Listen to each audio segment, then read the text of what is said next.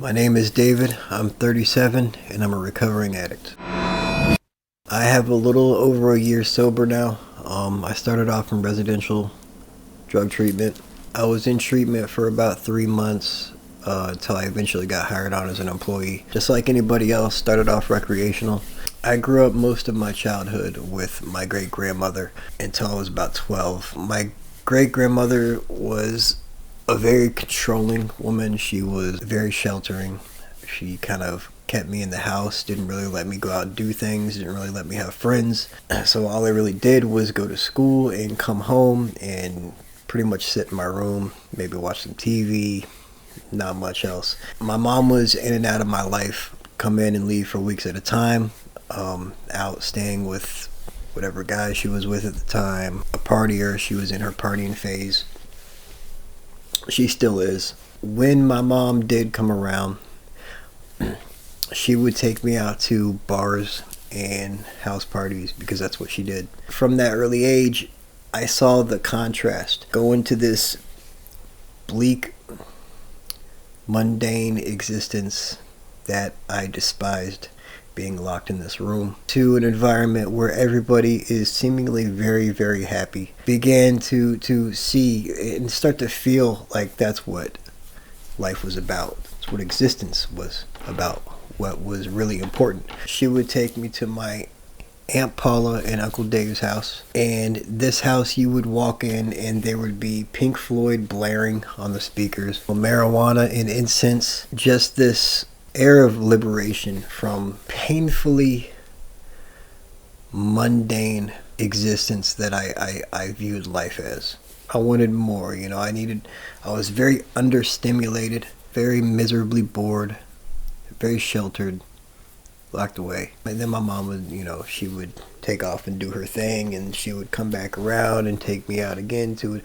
And then she was a waitress, so she would get tickets sometimes to, we live in Florida, so we would get tickets to, Disneyland things. So she would come around and take me. So my mom was showering me with love and with, going out to nice places and having a good time, and then vanishing. That went on for quite a while until I was about 12. My mother and I moved in with my stepdad. She got remarried. His name was Mike, and she had another child by Mike, my little sister, Sage. The foundation of our family was built on drug abuse and domestic violence. Our family was never anything more than that. To this day, it never became more than that. My mother was severely mentally ill.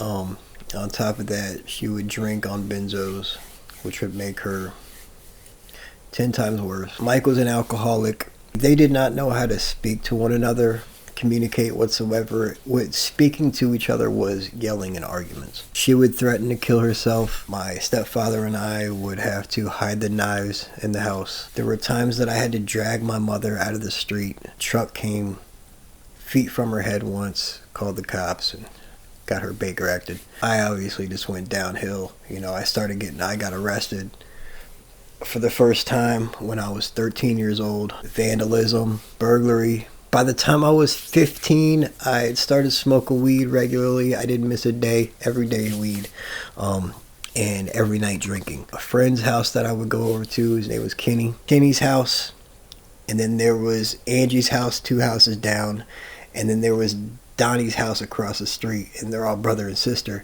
So these 3 houses would every night just partying. And between these 3 houses, this was back in, early 2000s when ecstasy was big, and you could still get pure uncut ecstasy, straight MDMA, and Mitsubishi double stacks and Motorola's and whatnot. There would be a rolling house. The other house, they were drinking and snorting cocaine, and the other house, they were drinking, smoking weed, playing pool. They were a pretty tight-knit family.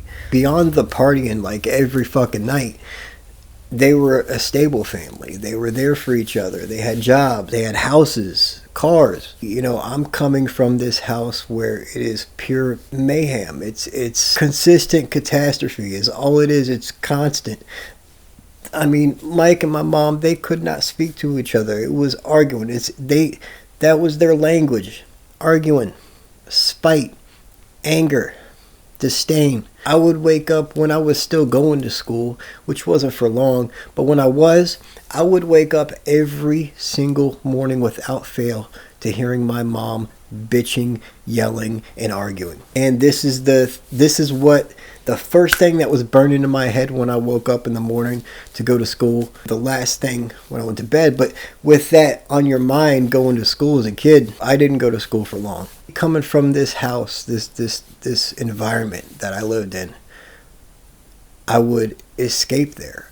I mean, as much as I possibly could be over there at these three houses, I would. I stayed the fuck away. I found refuge and sanctity in this environment. Just like when I was a kid, I'm finding refuge in this party atmosphere. It's where I went to breathe and calm. I found solace in what I considered to be home. It's where I felt comfortable. It's where I felt safe. 15, 16, 17 is when I started messing around with opiates. I started popping pills. I started from my mom. My mom, her thing was pills. After a while, I started stealing from her, sneak into her purse and steal a handful here and there just to have fun, just to have a good night. I'm going to get a few perks tonight and I'm going to pop them and I'm going to get drunk and I'm going to have a good night. That just snowballed and I started buying more and more. Once I started messing around with the more powerful, the Oxycontins and Roxy's, that's when I started to develop the physical dependency, and there we were. I would continue on with that, eventually going to heroin. It got real dark. I went to prison on aggravated assault and burglary charges. Was sentenced to 18 months, a year and a half. In my time, I came out, relapsed within probably, I want to say, a month tops. I had moved back in with my mom, and things obviously hadn't changed. I ended up getting on Suboxone.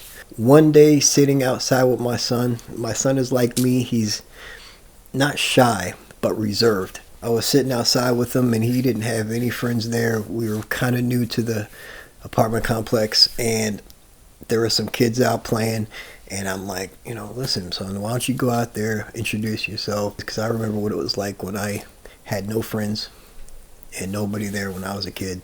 It was misery. And it's like, I wanted to push him to not do that. And he did. He became friends with one of the boys. They were playing at my house. They would go over to his house and they would play and hang out. I eventually met their mom. We ended up getting married. About a year into my marriage, I started drinking pretty heavy. But it wasn't like, I was still working a job, I was good, I was functional. Then I had a huge argument with my wife. Left the house and I went to go stay at my mom's. My mom was living with my stepdad and my grandmother. So there was a fight and me and my stepdad left. We went bar hopping.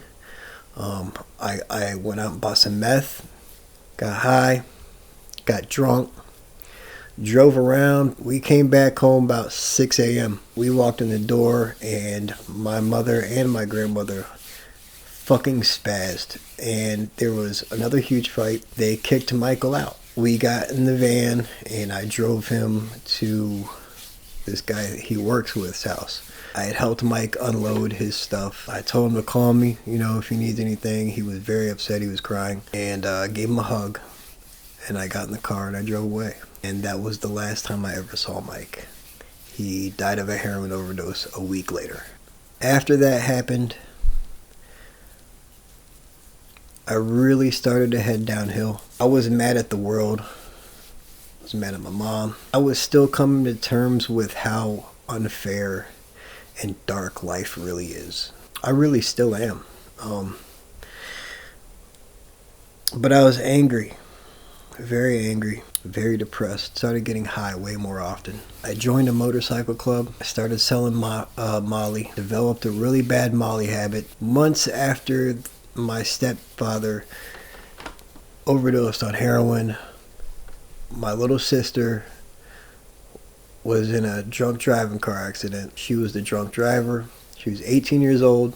She killed herself and her best friend. The shred of faith in humanity that I fucking had at that point was completely gone. It's completely lost. Got into a very, very dark place. I had gone to the store one night, was coming down off cocaine, and needed some beer to level me out. And I remember that night I had got back in the car and I just sat there staring out of the windshield, and just I felt like something clicked in me. I pulled out of the gas station. I'm driving back home. My wife at the time, she had an office job, and in the car was air duster.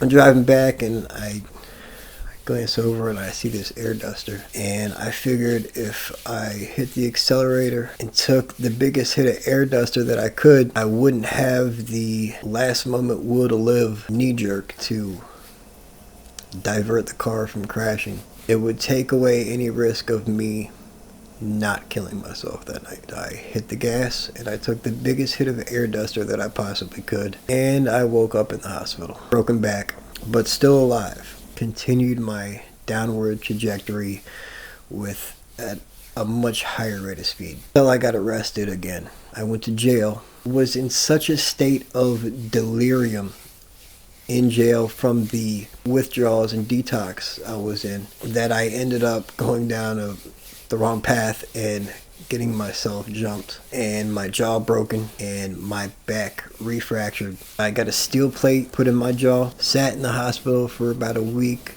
or so until I was good enough to get back on my feet. Went back to jail, was on a liquid diet, sat in jail until they lowered my bond just enough for me to bond out. Once I did bond out, I had already set it all up and I went directly into rehab. I'll go through my stay at rehab in the next video. I don't want to just unload it all in one video. If you're still with me, thank you. I've got a year sober, so I want to try to use what I've learned in recovery, and maybe I could. Life is immeasurably unfair and unjust and painful, full of suffering, and throughout that we find these little glimmers of hope. We find people or things that remind us that we can go forward and move forward. And sometimes you need to see that somebody else can make it through, can pull through. You don't get sober and things just clear up for you. You know, there's a reason people relapse, is because life is still fucked no matter what you do. No matter how much work you put in, no matter how much you change, life is going to blindside you with more catastrophe when you least expect it. And hopefully that I could be at least a glimmer to somebody that is going through similar circumstances, that you can pull through and you can make it through. I want to be that for Mike. I want to be that for Sage, for the woman that my mother once was. I want to be that for my son and both of my daughters. I am more than a mentally ill, convicted felon, drug addict. I always have been, and I always will be. Thanks for stopping by. Like my videos, hit the subscribe. See you next time.